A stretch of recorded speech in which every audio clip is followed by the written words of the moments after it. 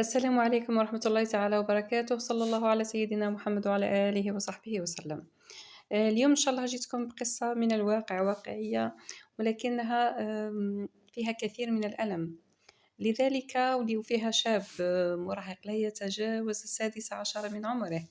لذلك أنا الحكاية ما راحش نبداها من البداية، راح نبداها من النهاية، لأنه يطلب النصح ويقول أنا بديت نفكر في الانتحار وبديت نفكر في أني نتلم على رفاق السوء وعلى الموبقات. فلذلك راح نبداوها بطريقة مختلفة. نهضر من نوجه الكلام مباشرة للابن الصالح هذا، الابن البار. نقول له إن شاء الله تخيل معايا مثلا، على سبيل المثال لو أنك دخلت في يوم ما للمنزل نتاعكم، للدار نتاعكم، وانت داخل الدار لقيت ناس تعرفهم وناس ما تعرفهمش، لقيتها مليانة بالغاشي، يعني وناس كثيرين جدا، كثير من النساء، والبرة عند الباب كثير من الرجال. هذا الرجال كامل يسلموا عليك ويتحوا بعضهم يتحضنك ويبوسوا فيك ويشدون أزرك ويقولوا لك كلام، يعني أنت راجل وأنت يا قد المحنة وأنت يا بإذن الله راح توقف على رجليك، يعني كلام يشدون به، يعني يشجعوا فيك به. نفس الشيء لما تدخل للمنزل تلقى نساء كثيرات قاعدين يبكيوا، هذوك النساء البعض تبكي بحرقة حقيقية والبعض تصطنع البكاء، بعضهن يعني يكون الحزن يعني بادي فعلا حزينات، والبعض ترسم الحزن على وجهها. إذن بعضهم صادق وبعضهم ماشي صادق. كاين اللي تعرفوا كاين اللي ما تعرفوش، كاين اللي من الجيران كاين اللي من الأهل، وكاين ناس ما تعرفهمش أول مرة تشوفهم. كل هؤلاء الناس جايين يعزيوك في الوالدة نتاعك بعد عمر طويل، إن شاء الله ربي يجيب لها طولة العمر، وإن شاء الله تشوفك طبيب كما راهي تتمنى، وإن شاء الله تشوف ولادك. لكن إحنا رانا نضربوا في مثال فقط. إذن هؤلاء الناس جايين يعزيوا فيك، جايين واحد يقول لك البركة في راسك، واحد يقول لك عظم الله أجرك، وكل واحد واش يقول لك. بعد مدة معينة، يعني بعد انتهاء هذا اليوم كل الناس راحين يروحوا. كل واحد يروح وتبقى وحدك في هذيك الدار، يبقى وحدك في هذيك المنزل. تدخل للصالة تلقى الأريكة اللي كانت تقعد فيها ولا الكنابي اللي كانت تقعد فيه. تروح للمطبخ تلقى الكوزينة نتاعها، تلقى الطابلية نتاعها نتاع الكوزينة، تلقى مواعينها، تلقى البوطاجي نتاعها، تلقى الفريجيدير. تروح للشامبغ كوشي نتاعها تلقى أيضا نفس الشيء، تلقى طابل دو نوي في بلاصتها، تلقى سريرها، تلقى مخدتها، تلقى صلايتها، تلقى سبحتها، تلقى الكتاب اللي كانت تقرا فيه، تلقى خزانتها، تلقى حويجها، تلقى كل حاجة في مكانها. ولكن هي ما تلقاهاش، أمك ما تلقاهاش. في هذيك اللحظة راح تروح لهذيك الغرفة نتاعها، تروح تحكم هذيك المخدة، تتحضن هذيك المخدة لأنه مازال فيها ريحة نتاعها، وراح تبكي بكل حرقة. تبكي تبكي تبكي ولا تجد أحد يطبطب عليك. وانت تبكي هكذاك راح تتمنى تمني، وش تقول له يا ربي رجع لي أمي 5 دقايق فقط، رجعها لي 5 دقايق يا ربي نشوفها 5 دقايق. في هذيك ال5 دقايق اللي رجعها ربي سبحانه، ماشي باش تقولها يا ماما سامحيني راني غلطت، ولا يا أمي سامحيني راني تجرأت عليك، ولا يا أمي سامحيني لأني فكرت فيك تفكير سوء، لا لا لا لا أبدا. لماذا؟ لأنه الأم تسامح بلا ما نقولوا لها سامحي، الأم راهي تسامح. إذا أنت علاش تقولها رجعيني؟ راح تقول له يا ربي رجع لي أمي 5 دقايق باش نشوفها أكثر، باش نشبع من وجهها أكثر، باش نشوف في عينيها أكثر، باش نمس يديها أكثر، باش نمس وجهها أكثر. راح تحس إنك ما شبعتش من أمك. كل هذه الحياة اللي عشتها ولم تشبع من أمك، فهذيك ال5 دقايق حابة تحضنها أكثر، حابة تبوسها أكثر، ولكن هيهات اللي راح ما يوليش. هذه بالنسبة لي. إذن هذا الخيال هذا ضروري جدًا باش نقول لك الكلام اللي بعده. اللي بعده راح نقول لك 3 أسئلة. السؤال ما هو؟ السؤال الأول هو أنت في الرسالة نتاعك وفي الكلام نتاعك لما تكلمت معنا قلت لنا أنا أمي كنت نحبها نموت عليها، ركزولي على كنت وعلى الفعل الماضي. كنت أمي نموت عليها ونحبها لدرجة كبيرة جدًا وكانت كل حياتي. راح نسألك سؤال نقول لك علاش كنت تحب أمك تموت عليها؟ علاش أمك كانت كل حياتك؟ راح نجاوبك. أمك كانت كل حياتك لأنك كنت تشوفها بعينيك وكنت تحس بها بقلبك، على بها كنت تحبها. الآن لما أصبحت أمك لا تحبها ولا تطيقها كما قلت أنت، ولا تحتملها ولا ما تتحملش حتى تسمع صوتها، لأنك تشوف فيها بعينين الناس وتشوفيها بقلوب الناس. فالسؤال هو هل هذا صواب؟ هل من الصواب أنك تشوف أمك بعينين الناس وبقلوب الناس؟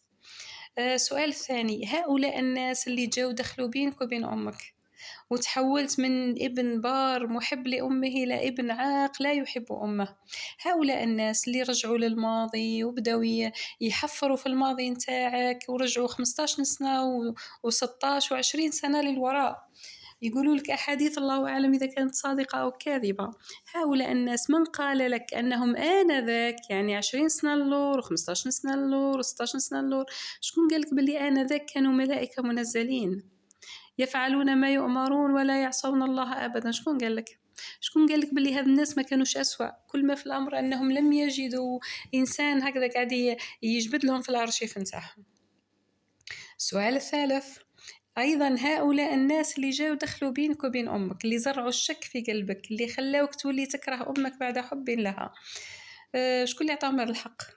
من نصبهم قضاة حتى يقولوا فلان في الماضي كان صالح أو كان طالح؟ وانت في روحك، انت وليدي، انت ابني البار اللي في عمرك 16 سنة، من أعطاك هذا الحق؟ شكون قال لك باللي عندك الحق انك تكون قاضي لأمك في الماضي نتاعها يعني 16 و20 و25 سنة؟ من قال لك؟ من نصبك قاضيا؟ وهل من حقك أصلا باش تكون قاضي؟ ونزيدك حاجة واحدة أخرى، انت حكمت عليها بلا ما تسمعها، انت ما عطيتهاش أصلا فرصة تسمعها، انت حكمت عليها بلا ما تعرف إذا كانت مذنبة أو كانت يعني ضحية، ما كنتش تعرف الظروف التي مرت بها، الله أعلم، ربي وحده اللي يعلم إذا كانت ضحية أو مذنبة، إذا كانت لا نعرف. انت ما عطيتهاش فرصة، انت حكمت عليها مباشرة من كلام الناس. أما الآن بعد ما قلنا لك هذه الجرعة قد تكون مؤلمة ولكنها ضرورية باش تفوق وليدي، لأنه كما يقولوا ناس بكري يقول لك اسمع كلام اللي بكيك وما تسمعش كلام اللي ضحكك. الآن راح نحكيو حكاية الشاب هذا الذي لا يتجاوز 16 سنة. وش يقول؟ أنا ما نعرف الدنيا هذه إلا أمي، أمي هي كانت كل حياتي. نشفى على روحي ملي كنت صغير، بمجرد أني نخرج من المدرسة نروح لعند أمي للعمل تاعها. أمي تعمل ممرضة في مدينة من المدن الداخلية في الجزائر. المدينة هذه تعرف بأنها مدينة محافظة. فأمي تعمل في هذاك المستشفى الصغير تاع المدينة، وأنا كي نخرج من المدرسة مباشرة نروح نقعد عندها، يا إما نقعد في المكتب نتاعها أو نقعد نلعب في الساحة. فكنت نعرف كل زملائها وزميلاتها، كانوا الكل يقدروها وكل يحبوها. وكنت نحب أمي لما نقعد هكذا نتفرج فيها ونشوفها كيفاش تعامل كبار السن بإحسان، والعجايز والشيوخة تعاملهم برفق، فكانوا كامل يحبوها. وتعامل الأطفال الصغار أيضا برفق. وكان يعجبني المئزر الأبيض اللي تلبسه أمي، فكانت أمنيتي أني نكون طبيب. وكنت دايما ماما نقولها راني كي نكبر نولي طبيب، وكانت تسعد بذلك. أمي كانت تحلم أني تشوفني طبيب في نفس المستشفى أو حتى في مستشفى كبير. المهم كنت يعني من الابتدائي ملي كنت صغير وأنا أول ما نكمل نروح عند أمي نقعد معاها في المستشفى حتى نتكمل العمل تاعها. حتى كي كبرت وعدت نقرأ في المتوسط نفس الشيء، ما نقعدش نلعب مع أصحابي، نروح عند أمي ونقعد. إذا عندي واجبات نفتحهم أحيانا، وأحيانا تقول لي لا ما تحلش الواجبات نتاعك وقعد العب. وكي نكملوا نروحوا مع بعضنا للدار. كي تكمل أمي العمل تاعها مباشرة نتجه إلى المنزل نتاعنا، ندخلوا للكوزينة مع بعضنا. إذا غسلت الماعين نشللها الماعين، إذا قعدت تطيب في كل حاجة نديرها معاها، نطيب معاها، نفرش معاها، كل حاجة معاها. ومن بعد لما نحط الكتب نتاعي باش نراجع دروسي تقعد هي معايا، تحفظ معايا، تحل معايا تمارينات، تراجع معايا كل شيء. كنت أنا يعني كل أعمالنا كانت مشتركة، وكنت نحكي لها كل صغيرة وكبيرة تحدث في ذلك اليوم، وهي نفس الشيء كانت تحكي لي كل صغيرة وكبيرة. وبالتالي أنا ما كانش عندي صحاب، عندي زملاء فقط. وحتى هي ما عندها لا صحاب لا صحابات، عندها فقط زميلات العمل فقط. فيعني دائرة معارفنا هي أنا وأمي فقط. أحيانا حتى لما تصرى مناسبة مثلا في المناسبة في الحي عرس ولا ويعرضونا، ما كانتش أمي تروح، كانت بعد ما تنتهي المناسبة تروح تبارك وأيضا تأخذني معها. أما بالنسبة للأهل، أهل أمي، خوالي، جدي، جداتي، عندي خوالي وجدي وجداتي، ولكن مش في المدينة التي نعيش فيها، ليس في الولاية، وإنما في إحدى الولايات الساحلية. فكانت علاقتنا بهم يعني نقدر نقول نوصفها بأنها باردة. بصراحة لا نذهب إلا قليلًا لمّا تكون حاجة مناسبة كبيرة، مثلًا لمّا تزوّج خالي رُحنا، ولكننا لا نمكث طويلًا، يعني أسبوع فقط، سمانة. أسبوع قعدناه ومن بعد جينا مباشرةً. مرضت مرة جداتي أيضًا قعدنا 10 أيام ما فتناش 10 أيام. تماثلت للشفاء عُدنا. جدي كيف مرض مرة جدي نفس الشيء، 10 أيام تماثل للشفاء عُدنا. فكنت كي نروح ثما لدار جدي وجداتي وخوالي وخالاتي، بصراحة لا أشعر بذلك الدفء العائلي. كنت نحب نروح فقط على جال البحر، لأنه المدينة هذه مدينة ساحلية وذهابي إليها يعني ذهابي إلى البحر فقط. وحتى لما كنا نرجع ما كنتش نستفقدهم، ما كنتش نحس مثلا بإني توحشتهم ولا مستفقدهم، لا، كنت أعود إلى حياتي مباشرة مع أمي. أمي كانت امرأة قوية، كانت امرأة يعني فيها كل الصفات الحسنة، لدرجة أني عمري ما سألت على الوالد نتاعي. لما كنت في الابتدائي مرة من المرات عيطت لي ماما وقالت لي شوف وليدي، راح تكبر في يوم ما وراح تخصيني على الوالد نتاعك. أبوك أنا ما تفاهمناش، كنا صغار ما تفاهمناش، وهو راه متزوج في إحدى ولايات الوطن، لا أدري أين هو بصراحة. قلت له لا أدري. قد يكون مثلًا راه متزوج وعنده ولاد، في يوم ما راح يبحث عليك، وإذا ما بحثش عليك أنت كي تكبر حوس عليه وراح تتعرف عليه أكيد. هذا الجواب بالنسبة ليا كان كافيًا جدًا. لماذا؟ لأن أمي لم يعني حياتي مع أمي خلّتني مُكتفي بها تمامًا. الحب نتاعها والعناية نتاعها خلّتني ما نحتاج لا عم لا خال لا أب لا أخ لا أخت. حتى لأنها كانت شخصية قوية، مثلًا لمّا نمشي في الطريق أشعر بالأمان معها. لماذا؟ لأنه الأم نتاعي إذا تعرضت لأي مضايقات في الشارع كانت أمي توقف كالأسد، كانت تجيب لي حقي ثالث ومثلث، كانت تحوّل من المرأة الوديعة الطيبة اللي نشوفها في المستشفى تعامل الناس بإحسان، تتحول إلى يعني أسد لمّا أنا نتضرب ولا نتهان أو أي شيء. فكنت يعني نمشي مع أمي وأنا رافعة راسي وما نخاف حتى من واحد. حتى بالنسبة مثلًا للجانب الديني على سبيل المثال، تعرفوا باللي في الجمعة الآباء يلبسوا هذيك اللباس تاع الجامع اللي هو القندورة، واللي عنده أولاد يعني صغار في 10 سنين 12 سنة يدي معاه ولادو للجامع، معروفة هذه. ونفس الشيء بالنسبة لصلاة العيد. فكانت أمي الجمعة ما تصليهاش في الدار، تروح تصليها في الجامع في جهة النساء باش تديني حتى لا أشعر بأنه بالنقص. وفعلا أنا عمري ما حسيت بالنقص. نهار الجمعة نلبس القندورة نتاعي ونروح مع أمي. لما كنت صغير كانت تقول لي يلا نروحوا، لما كبرت شوية عاد تقول لي غدوة الجمعة نروح معك للجامع، معليش تديني معاك. فكنت نحس إني أنا اللي ندي أمي للجامع. نفس الشيء بالنسبة لصلاة العيد، لما يكون غدوة العيد تقول لي ها هاني شريت لك القش تاع العيد، شريت لك الحوايج تاع العيد وشريت لك القندورة تاع الجامع. واش رايك غدوة تديني معاك لصلاة العيد، خير ما نصلي في الدار. وكنت فعلا نوض الصباح بكري ونروح مع أمي لصلاة الجمعة ونروح لصلاة العيد. وأنا خارج من العيد نخرج وأنا فرحان نستنى أمي ونسلم عليها ونسلم على الناس، وأشعر أني أفضل بكثير من بعض الأولاد اللي والديهم ما يروحوش للجامعة وبالتالي ما يروحوش هما أيضا للجامعة. إذن هذه هي كانت حياتي مع أمي إلى أن مرضت في يوم ما. لما مرضت مرض شديد جدا وأصبحت تجيها آلام في البطن نتاعها وما عرفوش الأطباء، وبدات من يعني أدوية وتحاليل، واستغرق ذلك أمرا مدة طويلة عفوا. لدرجة أني في مرة ما يعني في المرة يعني عتولت تبات في المستشفى، تبات ليلة وليلتين وثلاثة ليالي، وبطبيعة الحال كنت نبات معها.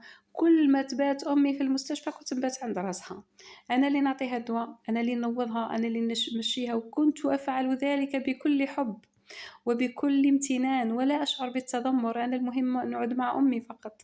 أنا لما نكون مع أمي هذه هي السعادة نتاعي. تفاقم الأمر واستدعى الأمر عملية جراحية، ولكن العملية تستدعي ذهابها إلى الجزائر العاصمة، ولا يمكن أنها تكون في الولاية التي نحن فيها.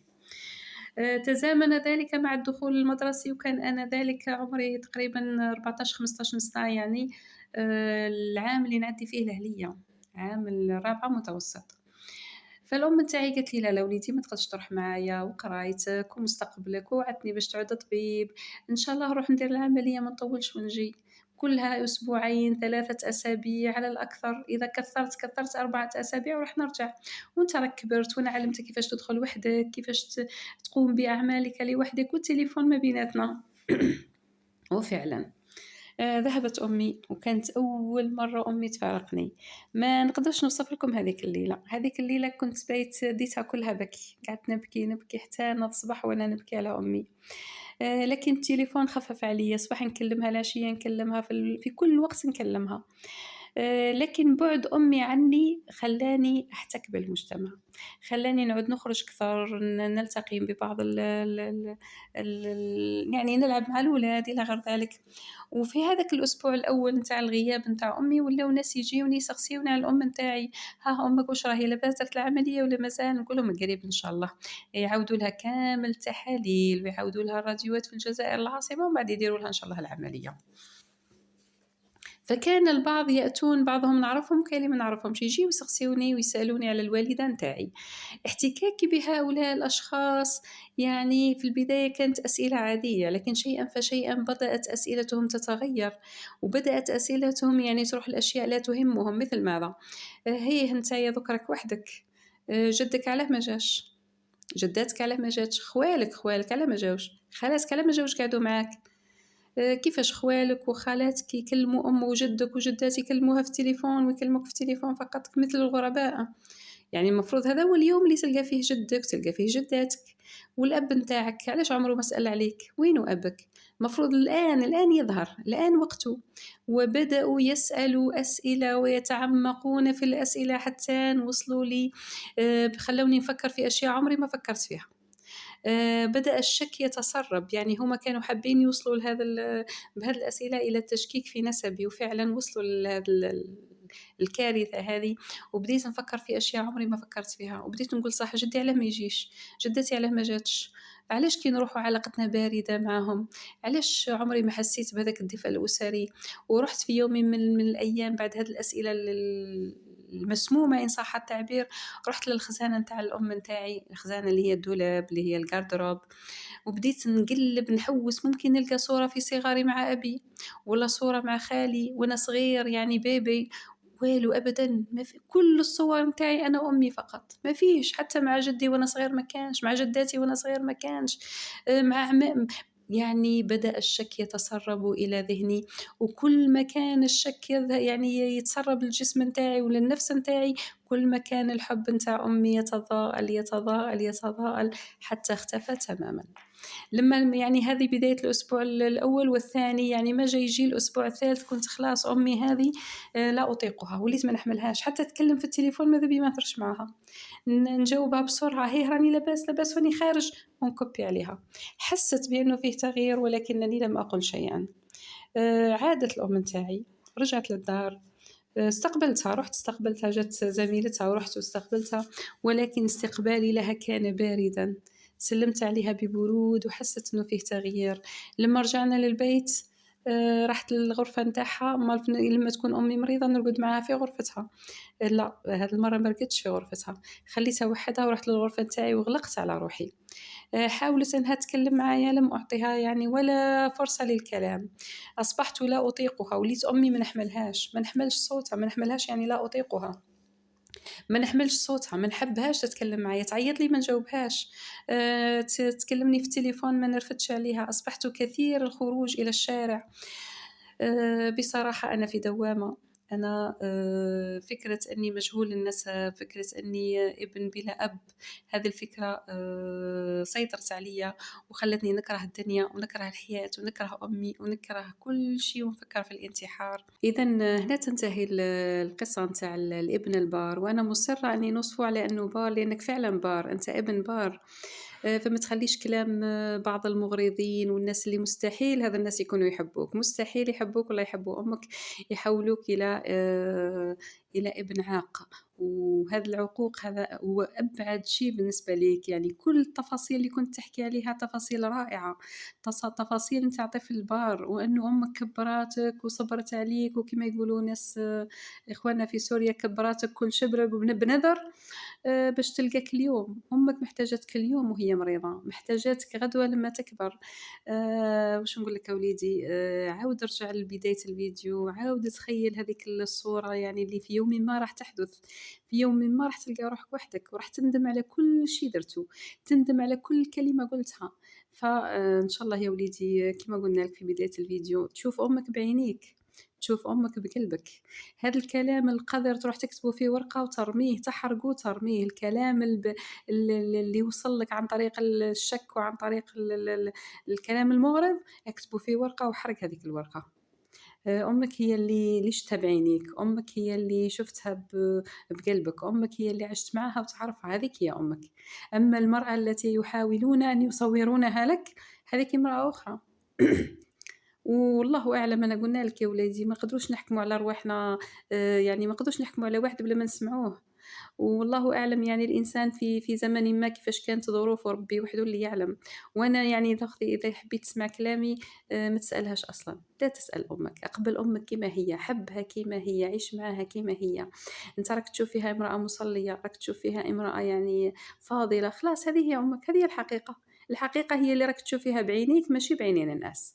وكما يقول الرسول صلى الله عليه وعلى آله وصحبه وسلم، واش يقول؟ أمك ثم أمك ثم أمك. ما قالناش أمك بشرط إنه الناس كامل يشهدوا عليها باللي ملي زادت وهي الأرشيف نتاعها نظيف، لا. ما قالش بشرط إنها تصوم الليل، عفوا تصوم النهار وتقوم الليل، لا.